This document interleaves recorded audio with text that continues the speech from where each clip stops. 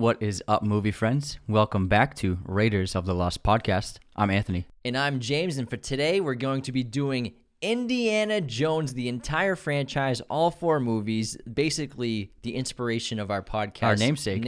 It's about time we get around to doing Indy. We've been saving it, and we, put some other stuff ahead of it. We were going to do it for episode 50, but it's time to go and check out one of our favorite film franchises of all time, one of the most successful ever, too, and man, I love Indiana Jones. The Indy movies are just like, it's very nostalgic, and it's like, they're the ultimate feel-good movies. I think like almost every Spielberg is a feel-good movie, but like Indiana Jones is always so enjoyable no matter how many times you see it.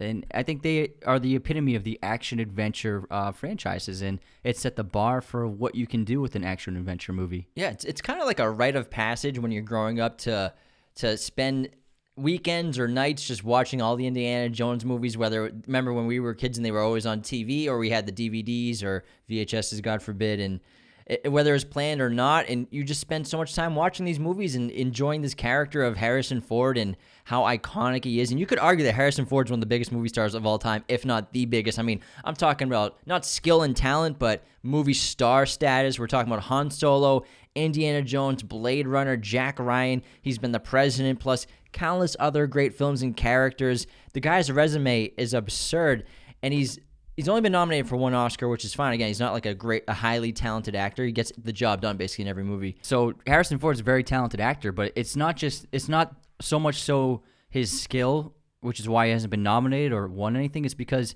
the movies he chooses aren't really necessarily Oscar draws. He likes to do big budget action adventure. That's what he does best, and that's what he enjoys to do. I'm sure he has a lot of fun making those movies. Oh yeah, absolutely. You know what I mean? So I'm sure that if he wanted to do more Oscar-driven movies, he could have done them in the past, and he probably would have gotten nominated. But I think that based upon the movies he chooses to do, for his own personal reasons, which is why he hasn't gotten the awards recognition you might think of him. But otherwise, he is a very, very good actor, and he has never had a bad performance, and he can do anything he wants. Whatever the director asks of him, he can pull it off. Yeah, I'm not saying he's not a talented guy, but you just said he's the worst actor of all time. No, we got this on tape, mofo. But Harrison, he had probably the most ridiculous 6 years an actor can have ever. So in 1979, he was in Apocalypse Now, just a side character in the beginning of the film, but he's still in a great, great movie. Mm-hmm. In 1980, he was in Empire Strikes Back, the sequel to Star Wars: A New Hope. In 1981, he was in Raiders of the Lost Ark, the first in the Indiana Jones franchise. In 1982, he was Blade Runner, Deckard. In 1983, he was in Return of the Jedi. And in 1984, he was Indiana Jones, Temple of Doom. Then in 1985, he was in Witness, which was a very good movie. Best Picture nomination is what he got an Oscar nomination for. So massive, massive movies, plus a really great movie, all in a span of 5-6 years, he went from just a relatively unknown guy to the biggest star on the planet. That's an unbelievable span of years. And Witness is a really great movie. It's very underrated, and he's excellent in it. He deserved his nomination. And I think that Harrison Ford brings so many intangibles to the character of Indy that no one else could have brought, because on paper, yes, Indy is like charming and he's very cool, but the persona that Harrison Ford exudes, like if you've ever seen him on a talk show interview or on press interviews, he's very funny and very charismatic, and also extremely confident and very cool and collected. And he has this confidence that he just puts into the Indiana Jones character. I think that Indiana Jones is probably the most like Harrison Ford in person, other than being an expert in archaeology and history. I think that the personality traits that Indy has, he shares with Harrison Ford more than any other character. And I think that he brought so much of his own personality into the character, and that's why I think we love him so much, because Harrison Ford himself is so lovable. Yeah, they don't make guys like Harrison Ford anymore. He's like an old breed of man, and he brings a lot of masculinity to the role, I think, but in a different kind, a good kind, not like the over testosterone, like jacked version, the Stallone, Arnold Schwarzeneggers of the 80s masculinity that was in your face with explosions and biceps. But like, he brings a different kind of confidence, gravitas, charisma masculinity that just like in that perfect tan in every movie. You can't deny that Harrison Ford is a handsome man. He's a very good-looking guy. Like, one of my favorite parts in the first movie is when he's in school teaching that class, and that girl blinks her eyes, and it says "love you" on her eyelids. It says "I love you." Yeah. And he does like a double take, and it's like, you can understand why his class would be obsessed with him. He's a good-looking man, and he like we always say whenever we see Harrison Ford, it's this inside joke between you and me. We go, "That's a man, right there." That's a man. It sure is a man. You don't make him like that anymore. And Indy he's kind of a superhero, and you can say that he has two personas, and like Indiana Jones is a superhero version of the character, then Dr. Jones the professor is like the alter ego. He's got the glasses, he teaches his the Clark history Kent. class. Yeah. This is like his day-to-day job. And the character of Indiana Jones is so cool besides the charisma, but what he does, he's an archaeologist, he's a tomb raider, he's kind of like a mercenary for the government at times, or museums trying to recover artifacts that have been lost for thousands of years. He's highly intelligent. He always has the perfect lines. Plus, he has real weaknesses as a character, which you don't usually see, because I think Spielberg and Lucas, I've read where they were trying to make a cooler version of James Bond for them because they thought they could do it better. And that's kind of like one of the main bases of the character Harrison Ford in Indiana Jones is loosely based off James Bond.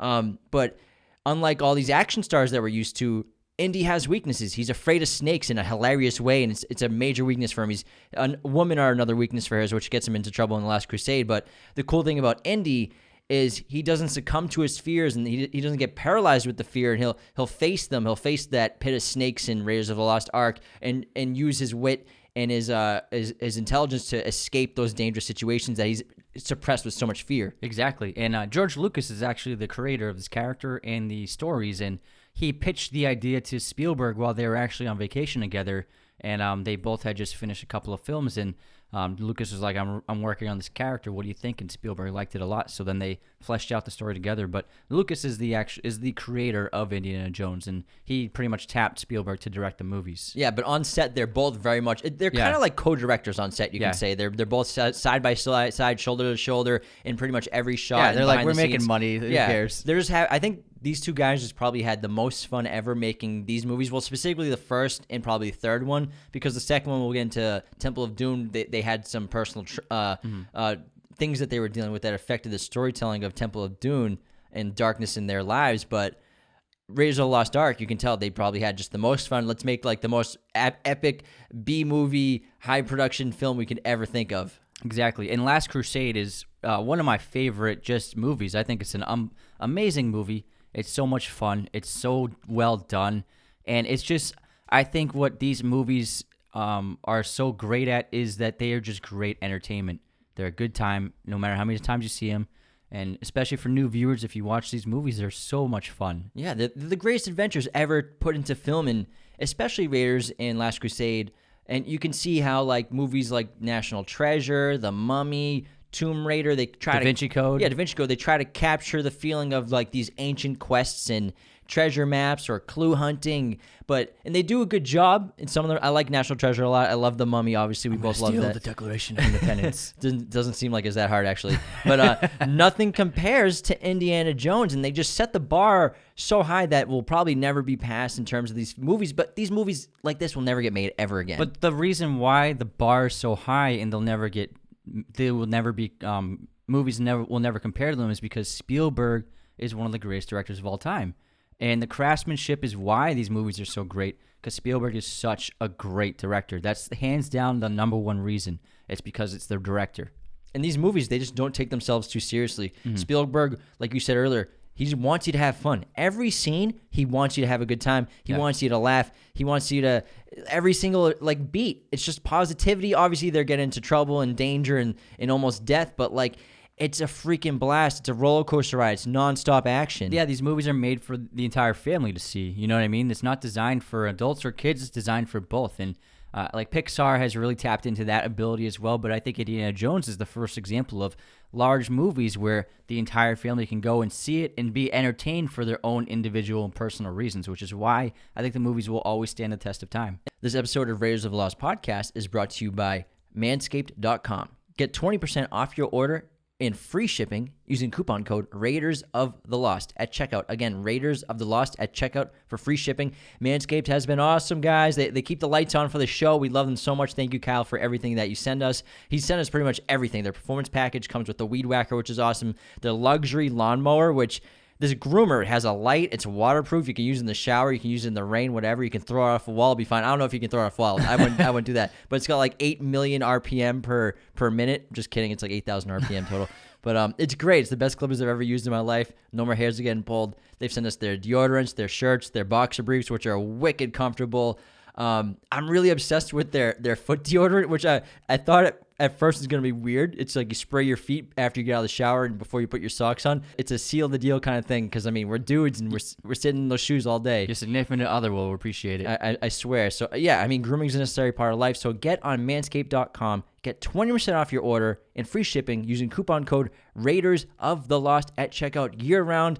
Let's go, fellas. And ladies, these are great gifts for your men, too. And they all have pretty deep hidden themes inside of them. I mean, obviously, on the surface, they're about Indy stopping the Nazis in half the time, or the Soviets. I hate those guys. Indy just trying to, he enters and finds ways inside these monoliths or buildings or temples that no one's entered in thousands of years, and he steals, or he recovers an artifact, and then he's just going back and forth, good versus evil. But there's some other great themes, and a lot of the time for Indy, the journey throughout the films and his adventures are the actual treasure.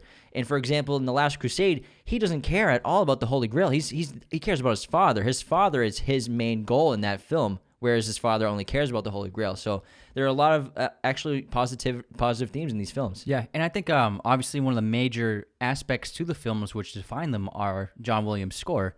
And we've talked about John Williams multiple times in this movie. A few times, yeah. A couple of times. He's come up. He's made a couple of good tracks, and you could argue this could be his most iconic theme. Dun, dun, dun, dun, We've said that like 7 times. So about many John times. Williams. That's Harry Potter, Star Wars, Indiana Jones. Yeah. But we saw him live at the Hollywood Bowl, and it was just amazing to hear the Indiana Jones theme. They actually capped off the show with that as an encore, and it's such great music, and I think that. All of his music it perfectly captures the tone and theme of the movie and the character, and I think that the movies would not be the same without that iconic theme. And I think one of the final things that makes these movies so appealing and so fun is the mystery of these ancient worlds, which are so fascinating, and you learn about them in history class when you're a kid and social studies, and you study ancient Egypt and study ancient Rome and these temples and the Mayans, and then to actually see it done out on film and like in such a high production value way, and they're so fun and they're epic, and like you've played video games or read books like this, and then just to watch Harrison Ford go through these adventures and take you inside these temples and everything, it's so freaking fun and amazing, and I love every minute of every Indiana Jones movie. And I don't think there's a bad one out of all 4. Although, the last one, we'll get to that at the end. But I don't think Temple of Doom's a bad movie, even Temple of Doom, even though people... Doom. I keep saying Doom. Yeah. I don't think Temple of Doom is a bad movie. People trash on that movie, and they tell you to skip it. It's like, why? That movie's great. It's just different. Don't skip it, yeah. And the expectations were so high, but they're all so fun. First up, we have Raiders of the Lost Ark. Released June 12th, 1981. Directed by Steven Spielberg. Written by Lawrence Kasdan. Story by George Lucas and Philip Kaufman. This film stars Harrison Ford, Karen Allen, Paul Freeman, John Rhys Davies, and Ronald Lacey. Raiders of the Lost Ark grossed $389 million on a budget of $18 million. That's a great profit. That's a lot for that year, too. Yeah. Renowned archaeologist and expert in the occult, Dr. Indiana Jones, is hired by the U.S. government to find the Ark of the Covenant, which is believed to still hold the Ten Commandments. Unfortunately, agents of Hitler are also after the Ark. Indy and his ex-flame Marion escape from various close scrapes in a quest that takes them from Nepal to Cairo. This honestly might be the most entertaining movie ever made. No one will make a film like this again. It's an epic accomplishment in filmmaking. I love how it takes place in 1936. We're huge fans of period pieces. In Raiders, it's just a thrilling adventure of imagination, action, intrigue. Every part of the production is phenomenal. The wardrobe, the sets, the set design, the script. The guy, Lawrence, he actually wrote Empire Strikes Back. He's a Star Wars scribe, Yeah, he wrote a lot of the Star Wars movies. Yeah, so I think he might actually wrote all of them. Yeah. It's just a classic adventure film that's always been near and dear to my heart. It's Spielberg at his best in his prime when he was young. Not that he's not great now, but it's a true experience of escapism, too. And I've watched this movie 50 times. I'll put it on any day and just watch the whole freaking thing, no problem. Absolutely no problem. Exactly, and this became a legendary film, and I think the reason for it, like I mentioned earlier, is because Spielberg, being one of the best directors of all time, he brought his renown as a filmmaker into a movie that is friendly for all ages, and it can reach any kind of audience, which is very rare to do. And he used very great classical filmmaking. For example, the opening of Raiders of the Lost Ark, I love because there's no dialogue there's very minimal dialogue for the first 15 minutes of the film, And it's a great sequence where Spielberg is hiding the lead character from us for several scenes, and we're just seeing the back of him or just an image of him, and then we finally get that amazing reveal where one of the men he's with pulls a gun on him, and Indy turns around and whips it away from him, and that's the reveal of Indiana Jones. And things like that, that's just great filmmaking and great writing, where you're establishing the character by showing us who he is, what he does, what he's capable of, and how and what drives him. And they do all of those things without any dialogue from him. And that's a testament to Spielberg and Lucas's talents as storytellers. Yeah, we could probably do like an hour just on this opening scene because it's so awesome. It's amazing. And I love the opening of how they slowly reveal him with the silhouettes and then the whip, and then you see him. I think Guy Ritchie tried to do the same thing with Sherlock Holmes in the first one, where Sherlock's kind of just running around downtown London, and then you don't see him until he does that like somersault. So I think it's been done before. People have tried to pull off the hide your protagonist until the perfect reveal, which is a very effective if you do it right. But this opening scene, you could argue that The Dark Knight is the next best one. Yeah, probably. Yeah, you're right. With the Joker. Yeah.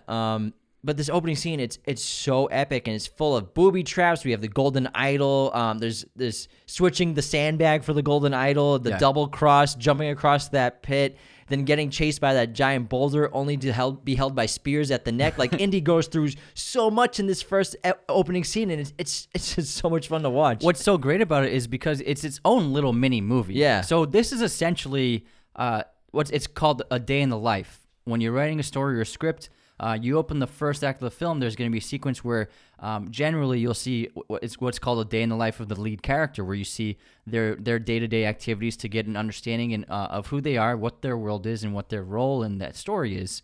And for this, a day in the life of Indiana Jones is adventure and action and high stakes and near-death experiences. And so I thought it was so brilliant where you have like your own little mini Indiana Jones movie in the opening sequence of the movie, and it was just a brilliant way to start this film. Yeah, and the plot of the movie, it's relatively simple. The plot of all these movies is relatively simple. I mean, you could probably say the fourth one's the most complicated, but it's a constant back and forth basically between Indy and the Nazis until the final climax. And ultimately, the Nazis are trying to discover the Ark as a means to gain power to win the war. Yeah, so the plot of the film is the government hires Indy to beat the Nazis to the actual location of the Ark of the Covenant. And the Nazis, Spielberg has familiarity with throughout his filmography. Obviously, he has this like tongue-in-cheek relationship with them in his Indiana Jones movies, where it's more comical and cartoonish the way they interact and how they're the enemy. But then he also dabbles with them in Schindler's List. You see a very serious side of the Nazi occupation of Poland and the Auschwitz camps, and with Schindler and that true story. And so obviously it's something that's very personal to him, and it's a time in history that he wants to tell stories about. But also, if you're going to make an entire country a villain or an entire military faction a villain, the Nazis are pretty much the only ones you can use because they are evil. They were evil. So it's okay to make them a villain without causing any social harm. Like if it was like a Chinese army was the villain, then it would offend Chinese citizens. So I think the Nazis are the safest bet when you're going to pick a villain for a movie. And the Soviets later on, because the Soviet Union doesn't exist anymore, so and they were just as evil. Yeah, those two countries work perfectly as villains. This episode of Raiders of the Lost podcast is sponsored by MoviePosters.com. Use our special coupon code Raiders15 to get 15% off your order today. MoviePosters.com is the #1 site to get your movie posters online today. Check out MoviePosters.com and use our coupon code Raiders15 to get 15% off. Again, Raiders15 to get 15% off your order at MoviePosters.com.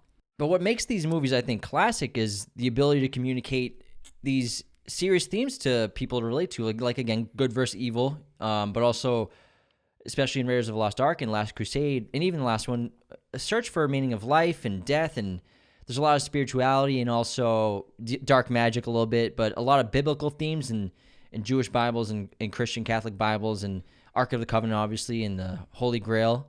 And then Spielberg blended those themes with themes of classical film, like romance and drama and international travel. So it has like those romantic qualities of films from the 50s and 60s, but it is combined with those themes you just mentioned in a really great way.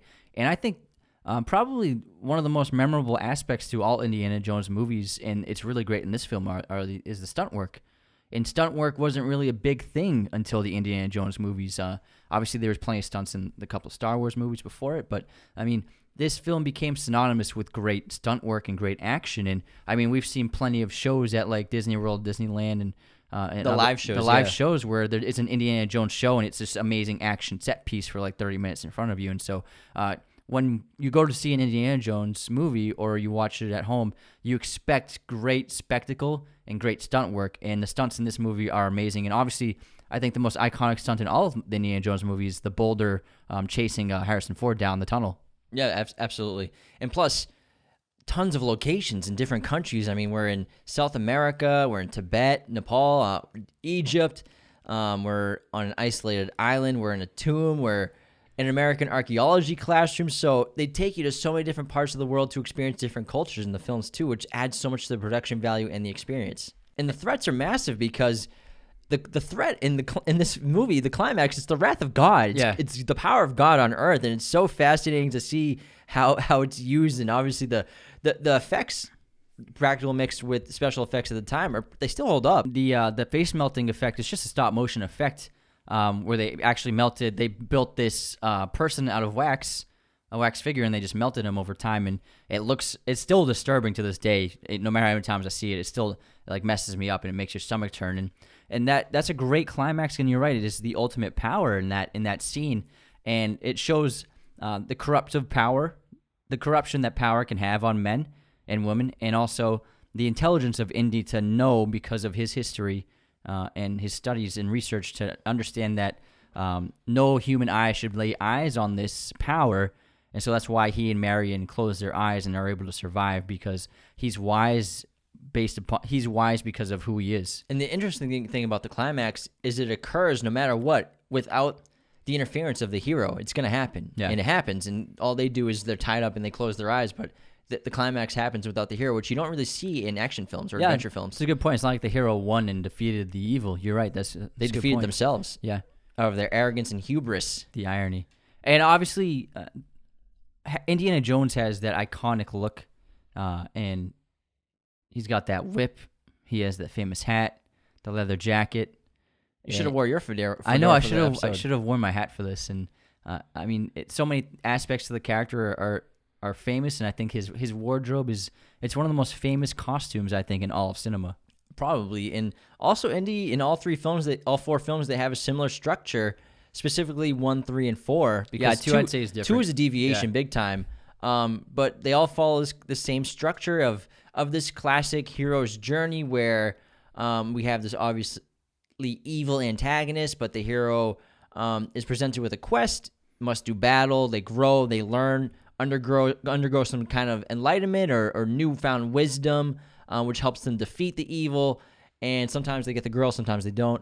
But obviously this was clearly a plot for male actors and characters for decades. Yeah. But a lot changed now. But again, we're operating in the 1970s here. Yeah. And Harrison Ford, we've mentioned earlier, he could be the most successful actor of all time, and the reason for that is because he has been getting gross net profits from both the Indiana Jones franchise and the Star Wars franchises. So he gets a cut of all the gross. I think for him it's something like 10% of all profits of these movies. So from these movies and the Star Wars movies, Harrison Ford has made tens, maybe hundreds of millions of dollars. That's insane. It's nuts. And I love how Spielberg, with the Nazis, he uses like real factual information, how the Nazis and Hitler were obsessed with also spending resources and time trying to find like these ancient artifacts and trying to find some sort of supernatural power, if it existed, if it didn't, trying to find UFOs and whatnot. And so he uses that with the Ark, and obviously we'll deal with that with the Last Crusade and the Holy Grail with the Nazis in that film.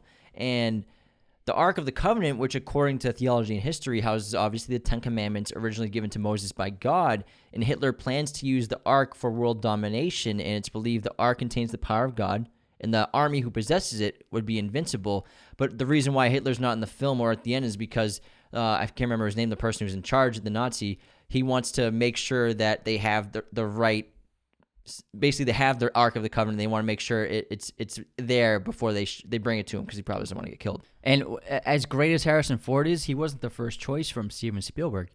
Tom Selleck, the actor from Magnum PI, with that great mustache, he was the first choice to play Indiana Jones, and he even did screen tests with Spielberg and Lucas. And unfortunately, because of casting difficulties with his TV show, he wasn't able to do the project. And so Harrison Ford was cast. He also turned down Han Solo or couldn't do it. But it's crazy. That shows you how big those TV shows They were back big, then. yeah. Like, he was one of the biggest stars on the planet. He's And- very wealthy. yeah. So obviously, it's too bad for him that he didn't do the role. It obviously wouldn't have been the same, I'm sure. But he still would have done a good job. I mean, Tom Selleck's a great actor, and the guy was a manly man back then too. He was also a specimen. So I'm sure it would have been a good movie.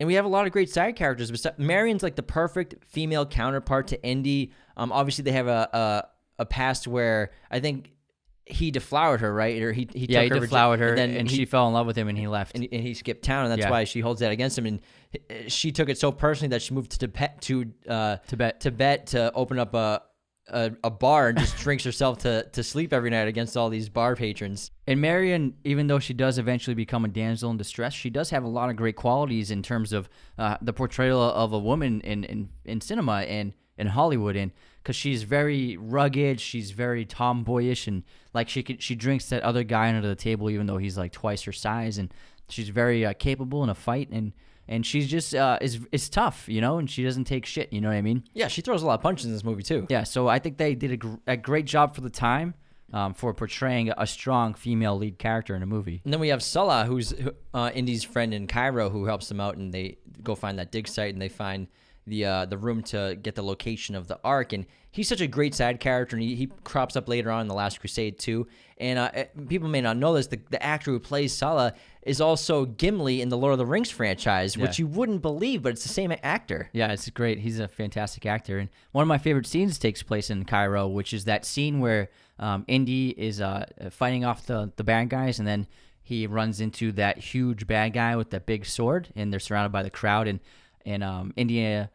Indy is just watching this guy like play around with his sword like very like intimidatingly, and then rather than just fighting him, Indy just like shrugs and pulls out his gun and shoots him dead. What happened was that scene was supposed to be a long fight, and Indiana Jones was supposed to get another weapon, and they were supposed to have like a really epic fight scene. But what happened was they were shooting that scene, and they were running out of time, and they were running out of daylight, and the production was so costly. They were like, "What are we gonna do? We don't know what to do. We didn't plan this out. We don't have time to film this." And so one of the producers just came up with the idea to just be like, why doesn't he just pull out his gun and shoot him? It's so perfect. Yeah, so they filmed it, and it became one of the funniest beats of the movie. Yeah, it's really ironic, and it actually fits Indy's character so well too, because at times he's not afraid to get dirty. Yeah, and he's like, a brawler. We'll see that later on with his father, kind of like shakes his head at Indy and some of the things he does in The Last Crusade because he gets a little dirty. He's not afraid to do that, which again makes him different from all these masculine, perfect action stars of the 80s. Yeah. And obviously the ending of the movie where they put the Ark in the warehouse sets it up for our other future films. Is I love this warehouse because what else is in there? Like, what other stuff that we're not supposed to see, or like that people, only select few people in the government know are in that warehouse. They blend, and they made that shot with the combination of practical photography with the matte painting. Yeah. So the endless, as the camera pans up and the room becomes pretty much endless, that's the matte painting, and it's a really great blend of special effects from the 80s. The boulder in the beginning of Indiana Jones nearly crushing him as he escaped the temple with the idol was always part of the script, but it was originally supposed to be a minor detail. When the production designer came to set with a gigantic 22-foot in diameter boulder, Spielberg fell in love with it that he decided to extend the rolling boulder another 50 feet to make it a major part of the end of the scene. So it was supposed to be just like a smaller boulder, but it was so unexpectedly big, they loved it. Steven Spielberg and Melissa Matheson wrote a script during shooting breaks on the location of Raiders of the Lost Ark. Matheson was there to visit her husband, Harrison Ford, and Spielberg dictated to her a story he had. The script was eventually called E.T. the Extraterrestrial. Despite having the dream team of George Lucas and Spielberg behind the film of Indiana Jones, the film was turned down by nearly every single studio in Hollywood. Only after much persuasion did Paramount Pictures agree to make the film. Most of the body blow and punch sounds were created by hitting a pile of leather jackets with a baseball bat. I love Foley effects. It's an underrated art form in filmmaking. Raiders of the Lost Ark is the only Indiana Jones film to be nominated for a Best Picture Oscar. If you like our podcast, the best thing you can do to support us is share us with your friends and family. Get your movie buddies in on this. Let them know there's a great movie show and TV show. We do TV shows now for them to check out. Subscribe to our YouTube channel. Follow us on Spotify, Apple Podcasts, wherever you listen to podcasts, you can find us. Hit those notification bells. And become a patron on patreon.com/Raiders of the Lost Podcast, where members get awesome perks like personalized messages, personalized videos, and top-tier patrons get monthly shoutouts on the podcast, which we did last episode. Indiana Jones and the Temple of Doom. Released on May 23rd, 1984. Directed by Steven Spielberg. Written by Willard Huck, Gloria Katz, and George Lucas. This film stars Harrison Ford, Kate Capshaw, Ke Huy Quan, and Amrish Puri. On a budget of $28 million, this film had a worldwide box office of $333 million. In 1935, Indiana Jones arrives in India, still part of the British Empire, and is asked to find a mystical stone. He then stumbles upon a secret cult committing enslavement and human sacrifices in the catacombs of an ancient place. As we mentioned earlier, I think that Temple of Doom is the most different in a unique Indiana Jones out of all four films. I think it is the one that strays away from the standard format of the stories, in both positive ways and negative ways. But I think that after this, they realize what an Indiana Jones movie should be, and what people want to see in an Indiana Jones movie, because they did change things up with this film, and I don't think audiences responded quite as well as they wanted them to. Yeah, I think it gets unnecessary hate, and people tell you to skip this movie, which is kind of ridiculous. I mean, look what you're comparing it to, Raiders of the Lost Ark, first of all, but this is borderline a great horror film. It's very bizarre. It's probably the funniest out of all the movies. I mean, Last Crusade's very funny too. It's action-packed. This movie is nonstop, like in your face, constant action. Yeah. Very, very minimal parts of slow beats, and they turn up the notch in a way you wouldn't expect, with a lot more graphic scenes and actions. It's dark, it's original, it's bold. I think Lucas and Spielberg show no mercy for the characters in this movie. Yeah. It's insane what some people go through and their suffering in this film. So ironically, this movie still got a PG rating when it was released. Insane. And so this is actually a movie that's famous for the MPAA coming up with new rules for how they rated a film, because a lot of families who went to see this film, and obviously their kids were emotionally damaged from this film, because there's extreme gore and graphic violence in this movie. I mean, people are thrown into lava pits, and you actually see it, and someone gets their heart ripped out, and there's intense graphic scenes. So obviously it's a disturbing movie for kids to see.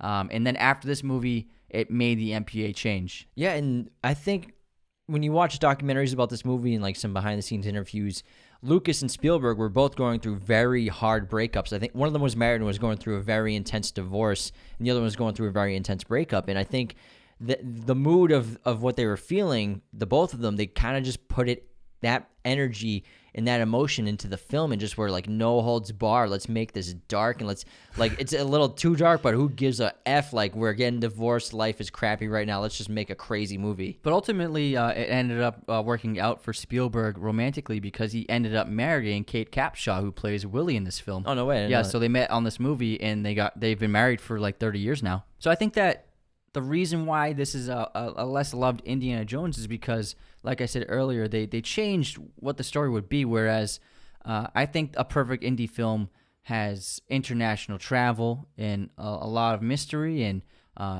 humor and fun and entertainment, along with great action and set pieces. And but ultimately, I think Indy is an explorer, and so I think that Indiana Jones movies, they should be requiring him to travel to different countries, whereas this film, he travels a little bit in the first act, but eventually he pretty much stays in the same location for a while. And so I think that was one of the weaknesses of this story. And what they learned was like, oh, people like it when he traverses the globe with that international aspect, that James Bond-esque quality to the scale of the filmmaking. Yeah, this film, it's a prequel to Raiders of the Lost Ark. It takes place in 1935, and it opens very differently than the other I actually love this opening. Yeah, it's really great. It's a fantastical musical sequence. And then there's this great opening scene in China, which pays homage to James Bond, the character, and because Indy's got the white tuxedo with the red flower. and he escapes this crime boss in China who poisons Indy, and Indy gets the antidote. Indy actually gets poisoned technically twice in this movie. But it's a fun scene where he's trying to get the antidote. Yeah. It's a really fun opening scene of the film, and we get a new sidekick with Short Round. Was actually his first sidekick, Short Round, and we have a new female character, Willie, who her character gets a lot of flack for this role, and people say that all she does in this movie is kind of scream her head off and is hysterical, but people blame Kate, for this. It's not Kate's fault. She's an actress, and this is what Spielberg and Lucas and the writers wrote. This is how they directed her, so it's not her, it's the character. Again, I think they're going through the divorce, and they probably took it on the female characters for that reason, unfairly. And I mean, yeah, she's in an Indiana Jones movie, but she does seem very hysterical and is screaming a lot in this movie, but it's not her fault. Yeah. 100%. It's the filmmaker's fault. Yeah, I think that Kate Capshaw had a lot of negative reactions from people, and it could be why she didn't really succeed in Hollywood too much. Also, she wanted to raise a family as well.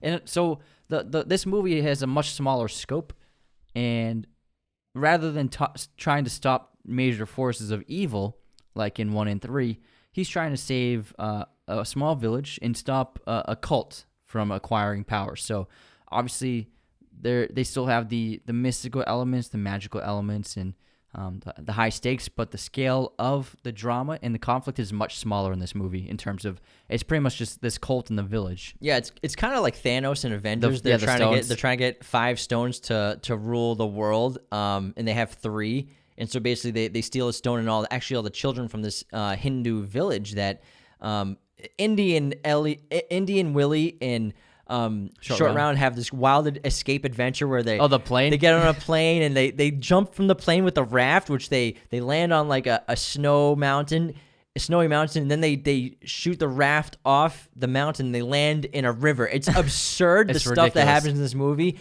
It kind of sets you up to really accept things that happen in the 4th film, because if you look at the Temple of Doom, they took a raft off a mountain and landed perfectly in a river and nobody got hurt. Yeah, it's pretty crazy. It's crazy what happens in this film, and it's just them having fun. Yeah, they're having a good time. Yeah. And Short Round, I think he's very cute and he's very funny. And also, I'm like, who is this kid? How do they meet? Like, I want to know, like, how did he hook up with Indy? Like, what's the story there? I think it's really funny, and I think he provided a lot of comedy. But I think ultimately, Indy works better on his own. You know what I mean? Yeah. I think that they realize the sidekick is cute, and I understand they're trying to appeal to kids and younger audiences, so have a major character who is a kid. And they're probably going off the Goonies kind of vibe. Yeah, the Goonies. Too. But I just feel like Indiana Jones is Indiana Jones. He doesn't need anyone else. So I think that after this film, they realize, okay, it's just Indy. And I think one of my favorite parts of this film is the production and set design. The sets in this movie are phenomenal. Most of it was shot on a film stage in England, and I'm talking like massive sets. Not only just the underground dungeon cult building with the underground mines, and basically it's like a hell on earth kind of what they're going for with the lava and everything, but the palace, the interiors of the palace, they're massive sets. They're huge, and then even his room inside the palace is huge, and I love the sets in this film, and the production design is phenomenal. Yeah, and the dialogue's really, it's actually a very funny movie, especially between Indy and Willie. They have a lot of charming, pretty funny scenes together, and the story, this one it's the only Indy story that happens so quickly. The other films take place over several days or weeks or so, and this one pretty much takes place over, I think, 2 days in total. So feels like it's a quick movie. Like you said, it's pretty nonstop from when they escape that plane and then begin to help the village and enter that cult's area. It's just nonstop action. But like you said earlier, there's not a lot of exploring in this movie, and there's not much clue hunting or investigating, discovering. Outside of him and Willie when they're inside of his bedroom and they're obviously having their back and forth, the sexual tension, bickering. But then they find the opening and he pushes that statue. It's actually pretty funny when he holds the statue's breast and he pushes the statue in. And then they find that underground cult with the sacrifice and everything.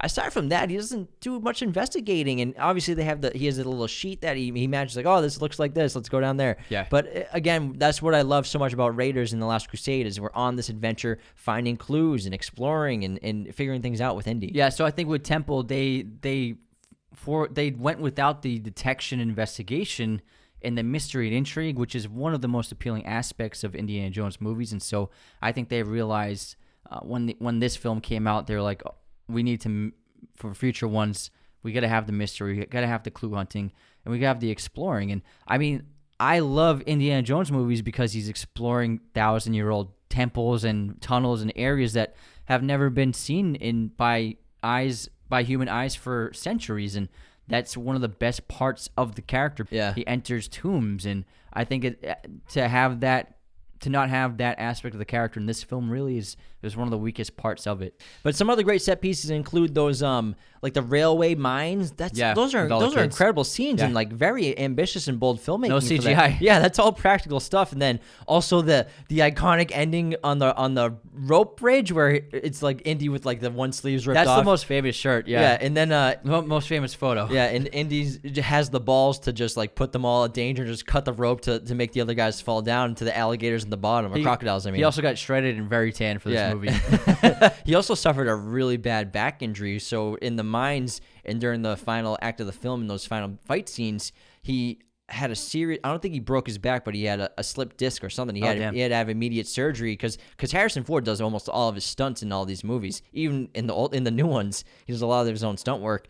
And so a lot of those scenes of the fights of Indy in the mines at the final climax are a stunt actor, a fill-in. And obviously they don't get shots of his face, but then once Indy healed up, they went back to the sets and got just pickup shots and close-ups to fit in to make it seem like it's Indy the whole time. Oh, very cool. Interesting. But I do like the horror aspect of this one because I love horror and I love gore, and so it was fun to see this in an Indiana Jones movie. And the first time you see like the man get lowered into the lava is insane. Like, you're like, are they gonna really show this, or they're gonna pull him up like last second, right? But no, they really show it. It's messed up. Yeah, and then he pulls the heart out of the other guy, and then the body just like seals up. It's wild. Yeah, it's crazy. It's wild what happens in this movie. Yeah, so they really were trying something new, which I appreciate. But I think that they understood like people like certain aspects about Indy, and they were missing from this one. I think they were trying to do something different, like with Empire Strikes Back compared to A New Hope. They just wanted to take it in a different direction. Also, I think their personal life affected the direction they took in terms of making the movie. Yeah, 100%. I can see that. For the bug chamber sequence, which is a disgusting scene, Kate Capshaw was really covered with over 2,000 insects. She took sedatives prior to the scene to get over her initial fear and claimed they definitely worked. Because of the graphic nature of Indiana Jones in the Temple of Doom, which originally received a PG rating, even though it is extremely gory, graphic, and disturbing, it led to the creation of the PG-13 rating from the MPAA due to the controversial nature of the dark tones of the film still receiving the PG rating. Next up, we have Indiana Jones and the Last Crusade, released May 24th, 1989, directed by Steven Spielberg, written by Jeffrey Baum, story by George Lucas and Menno Meijes. The film stars Harrison Ford, Sean Connery, Denholm Elliott, Alison Doody, Julian Glover, John Rhys Davies. This film grossed $474 million on a budget of $48 million. In 1938, after his father, Professor Henry Jones Sr., goes missing while pursuing the Holy Grail, Professor Henry Indiana Jones Jr. finds himself up against Adolf Hitler's Nazis again to stop them from obtaining its powers. This may be the most well-made in the franchise. Harrison's really at the top of his game. Spielberg's directing is top-notch. Not to mention you get the legendary Sean Connery in the film, too, and the incredibly talented River Phoenix playing a young Indiana Jones. And the opening of this film it's such a sight to behold. Young River Phoenix was such a talented person. If he hadn't passed away, he'd probably be the biggest movie star on the planet, easily. Yeah, definitely. And I love this intro because we get a dive into Indy's past, which we never really learned too much about. We learned that at a young age, he was full of adventure and curiosity.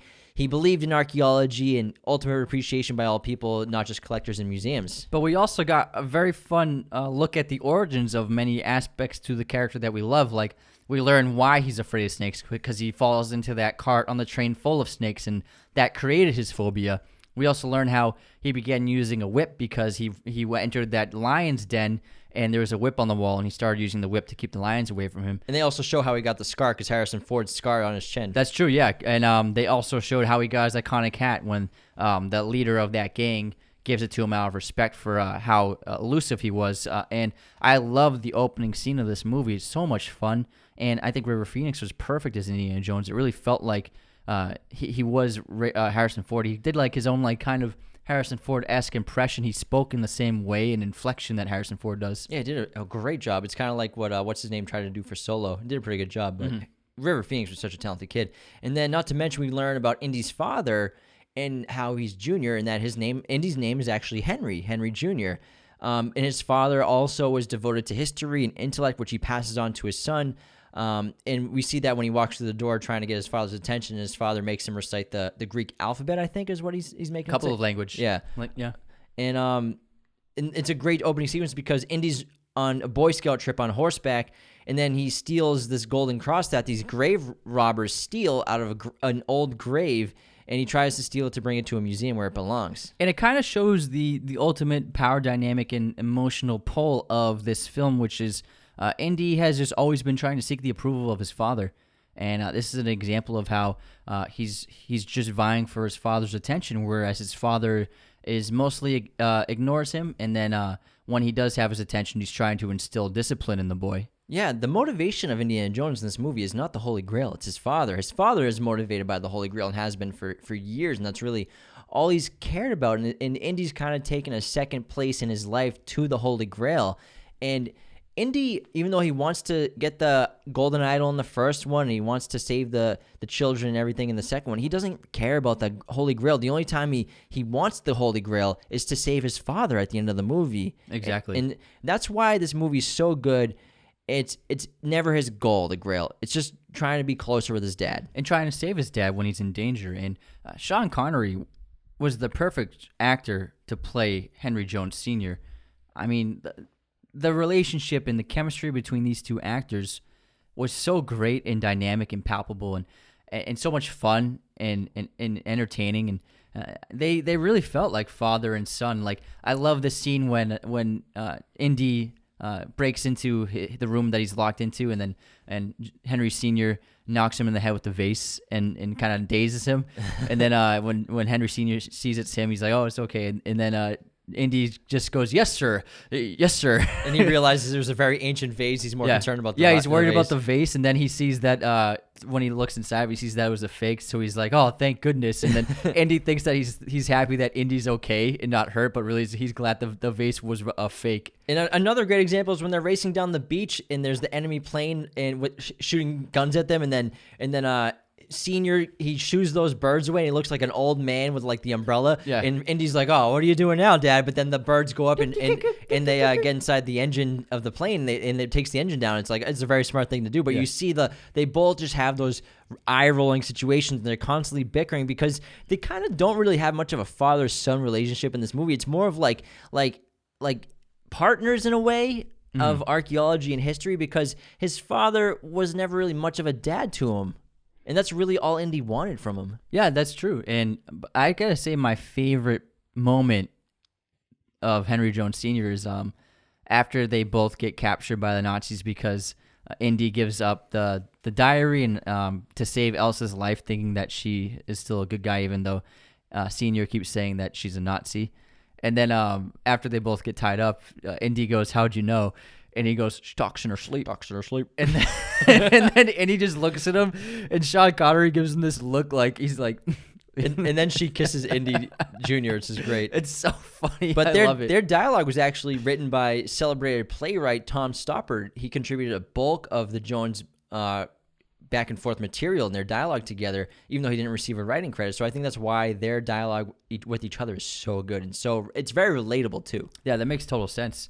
And so, like you said, in this film, Indy is not driven by treasure or adventure. He's driven by the need to save his father, because his father has gone missing after he mysteriously sent Indy his beloved Grail diary. And so I think the reason why I love this movie so much is because the stakes are so emotional and so resonant and so personal, as opposed to just thrill-seeking and adventure. And so I think that's why this film has a much more dramatic impact on the audience. Yeah, so Senior, Professor Henry Jones is the world's most renowned expert on the Holy Grail. That's why he gets kidnapped by the Nazis. Nazis To help them find the Holy Grail. Because again, same thing with Raiders of the Lost Ark.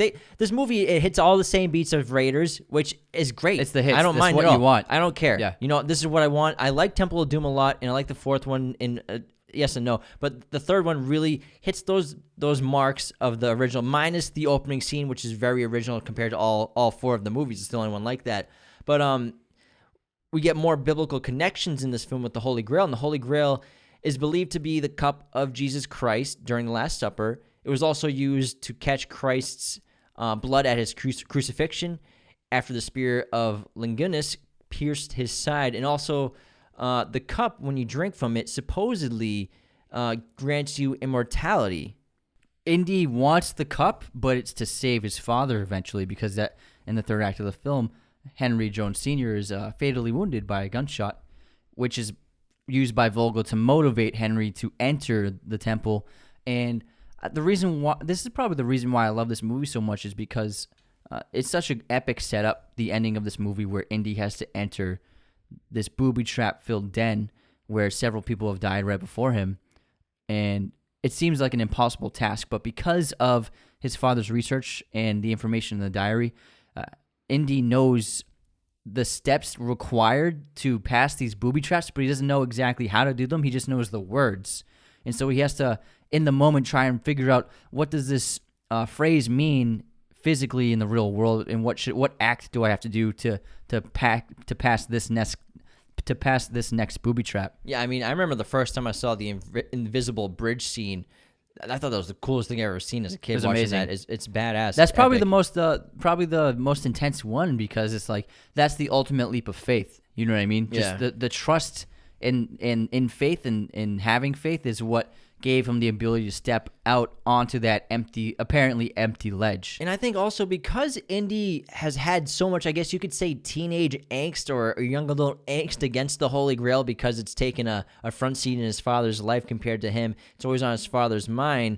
I think that's why he succeeds in finding the Grail and passing all the tests. Obviously because he's very smart and he's Indy, but also because it's not for him. It's to save his father.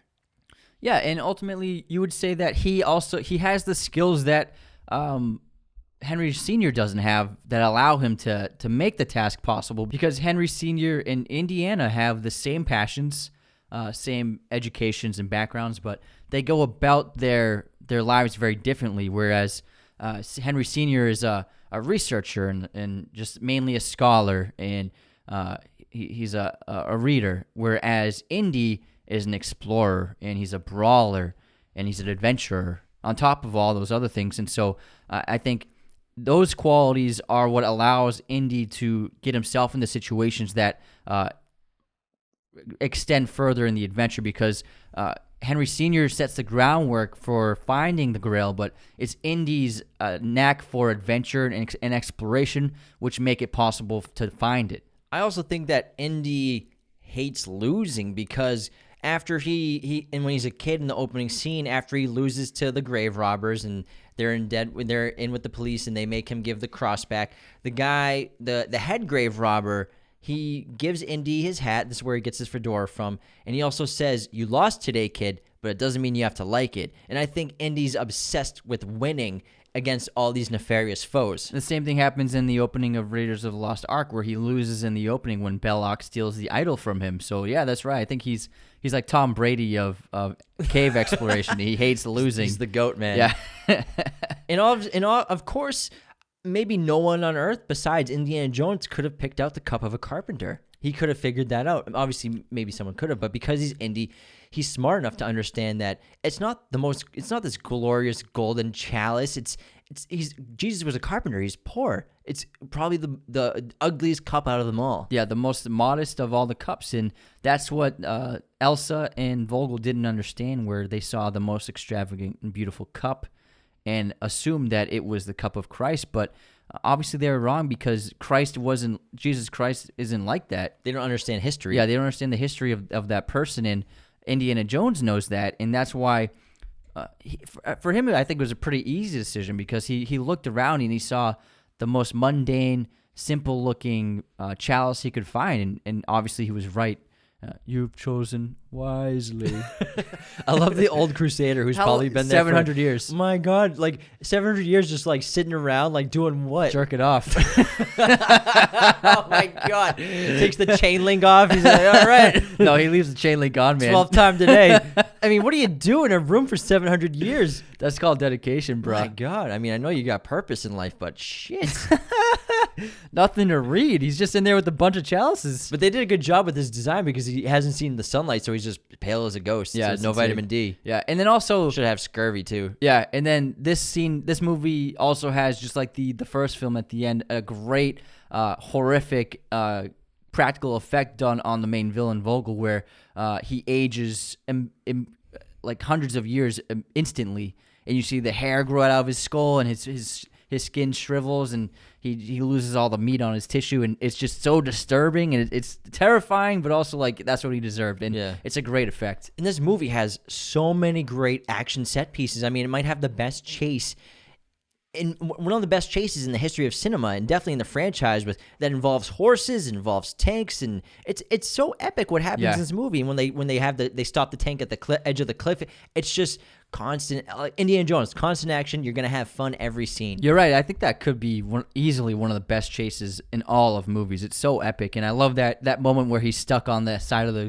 the tank, and they're driving closer and closer to the edge of the cliff. Every movie's trying to copy that. Yeah, and Everyone. also I think this is the first movie that did the character seemingly falls off the cliff, and everyone, the other characters, Oh, but he's still look there. down the ledge, and they're like, "Oh no, he's dead." And then he just crawls up from the side of the cliff. He's like, "What are y'all looking at?" He Yeah. doesn't say that, but that's what he looked. And I love the set pieces when he's in Venice with Elsa, and they break through the floor of the library, and Yeah. they find those X marks the spot. they find those catacombs, which wouldn't make sense because it's Venice, but Yeah. what it is what it is what it is. And then it's just like all the rat scenes, and then we learn that Henry Sr.'s afraid of rats just like Indy's afraid of snakes, and so many awesome sets. And I love how they just went back to the structure of Raiders of the Lost Ark and just went for it again. And it's some people might think it's like, oh, it's regurgitation. retreat. Hey, like you said, give me the hits. Let's go. It's exactly right. It's like CSI. It's like they have a format. Indiana Jones movies have a format, and when it's followed and done well, it's amazing, and it's so much fun. And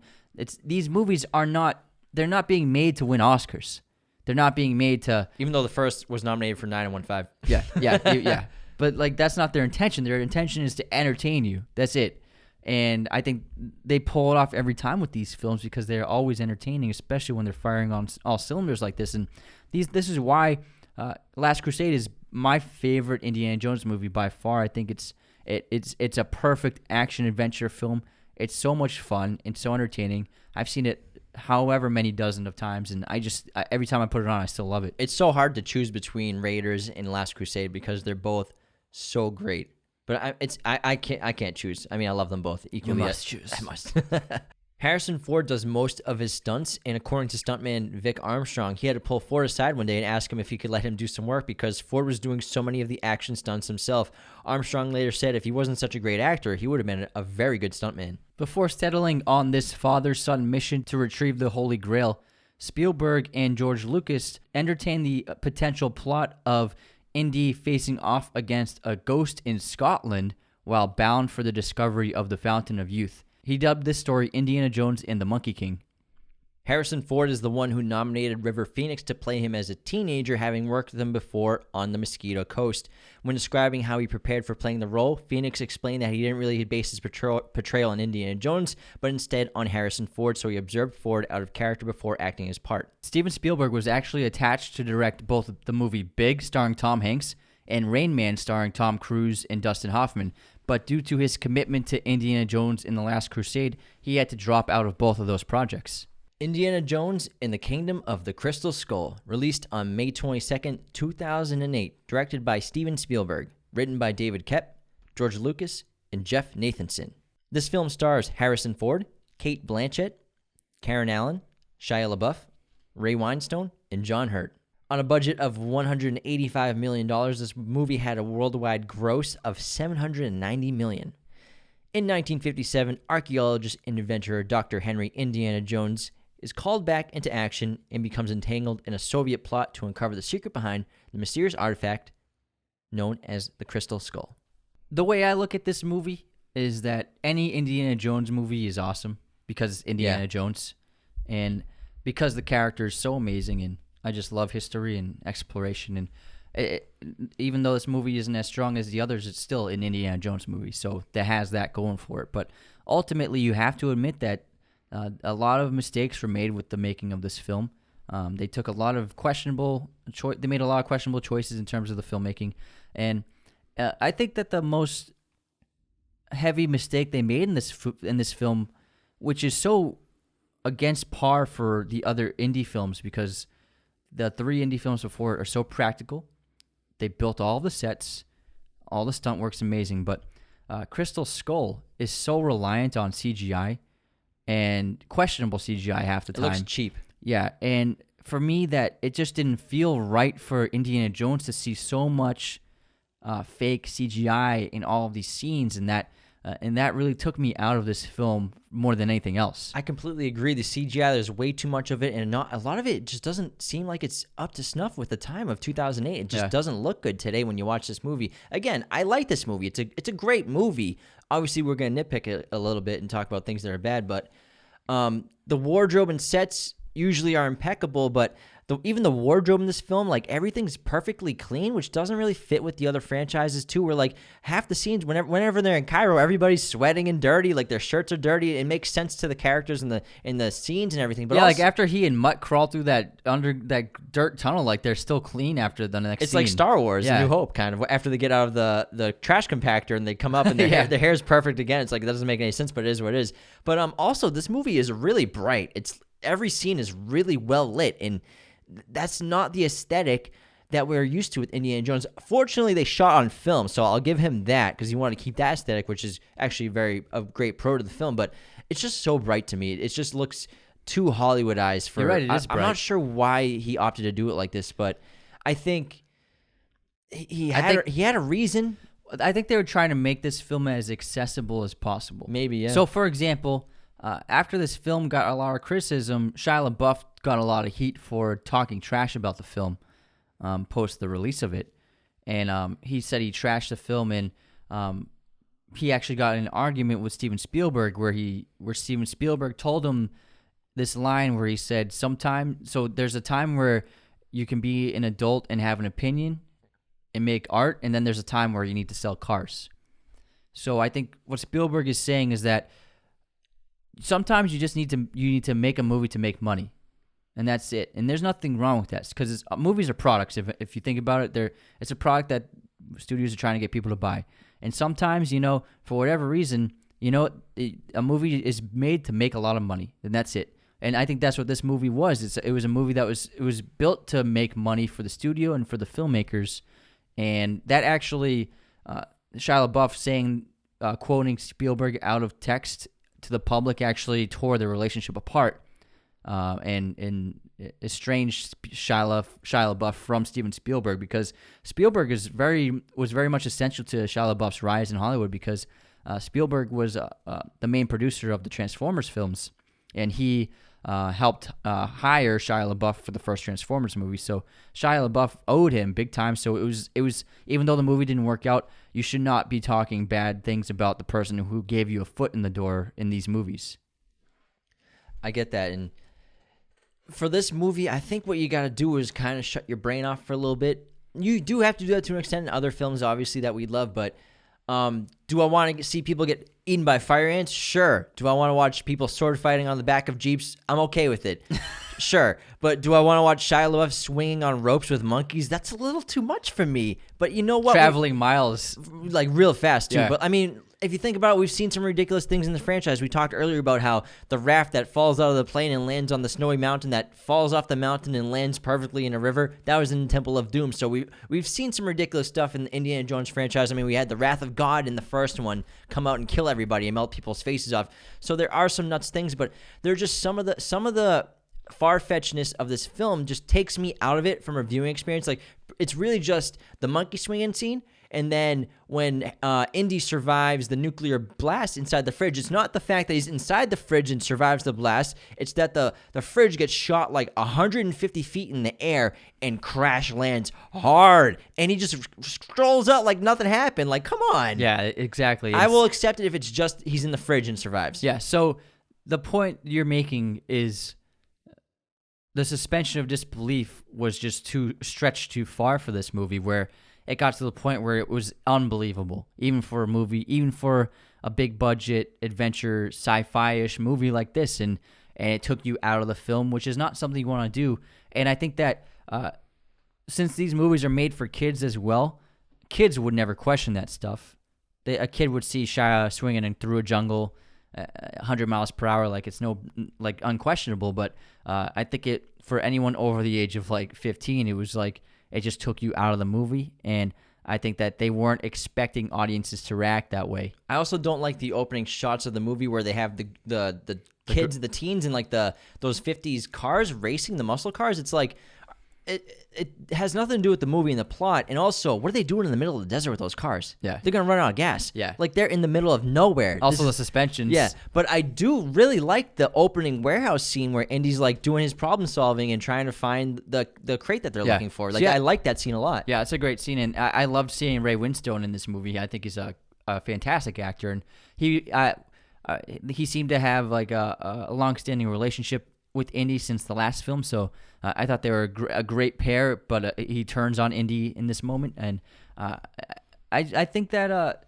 this movie has a lot of good moments. It's great to see Marion back, and ultimately the story is a lot of fun if you, like you said, shut your head off, and John Hurt's great in it, and it is pretty interesting, but I think that there are just too many aspects that are just not fun, and I think probably one of the biggest black stains on this movie is Shia LaBeouf's character Mutt.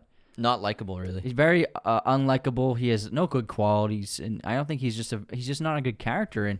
And Shia is a very good actor. Career's probably over. His career's over because he turned out he's a horrible guy and treats women horribly. So I don't think he should ever work again. But for this role, I think it was just like too dimensional, where it was just like he was a caricature of someone from the 60s, like a greaser, and all of his dialogue and his motivations were so unrealistic and unbelievable, and I just didn't believe him as Indy's son. Like, when it was revealed that he was Indy's son, I'm like, that's Indiana Jones' son. Like, it was disappointing. You know? I think that Shia, because I think during the filmmaking process, he probably didn't love what was going on, and I think it shows in the character. It seems like he wasn't trying his best, because Shia is a talented guy, and he just doesn't pull off, I think, what Mutt needs to be in this film to work so well.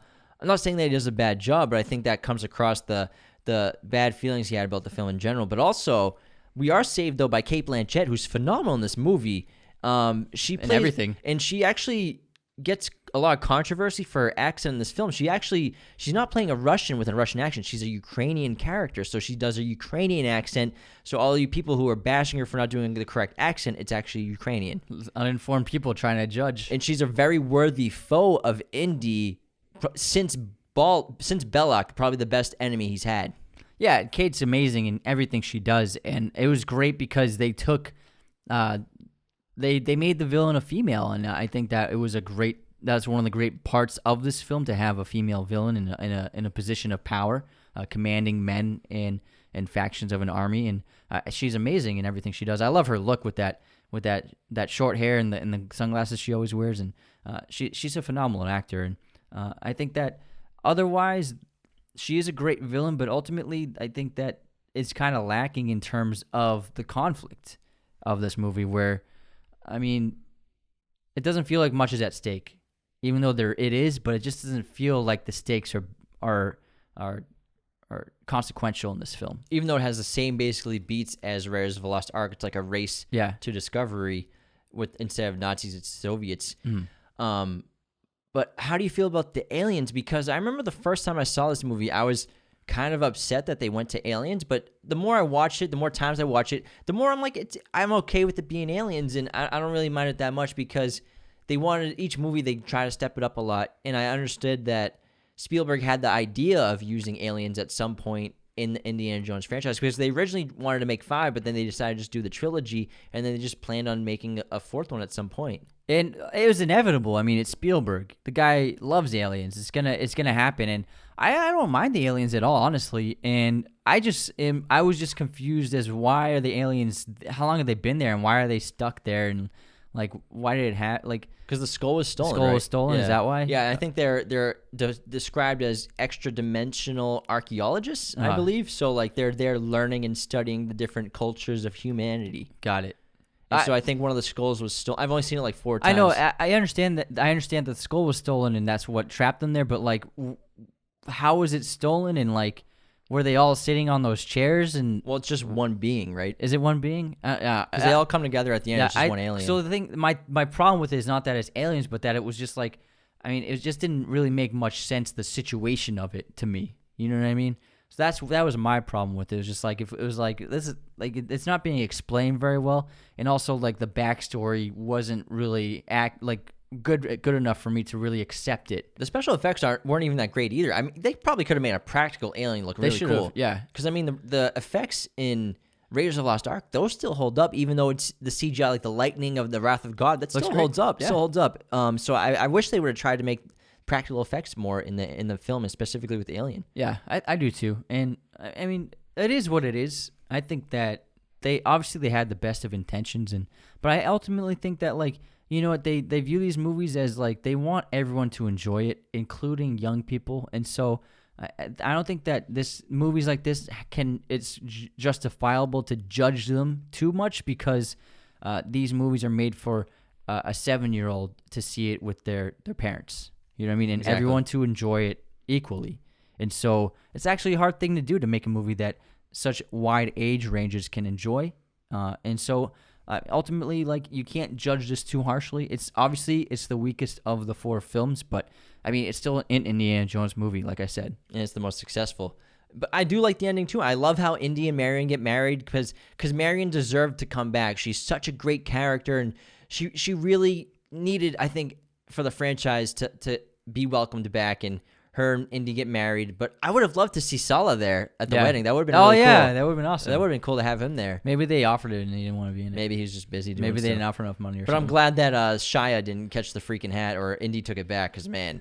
I know, right? You're like, oh my God, they're not going to pass Shia Shia going to this be the kid. next Indiana Jones? Oh, man. Shit, it would have sucked. And so, there were rumors in the last couple of years that Chris Pratt would take over as the next Indiana Jones, and I think that it just wouldn't work with anyone else. I'm sure if they made it would be cool, but like, I think it would be like Jurassic World, where it doesn't feel the same, and not Chris Pratt specifically, but I just don't think that anyone else should be Indiana Jones. I think that Harrison Ford is Indiana Jones, and no one should ever portray the character again. They're going to do it, though. I mean, that's what we said about Han Solo. And I mean, how many Batmans have there been? So they have 37 Spider-Man, so it's going to happen. It's inevitable. But that's it for Indiana Jones episode of Raiders of the Lost Podcast. Thank you so much for tuning in.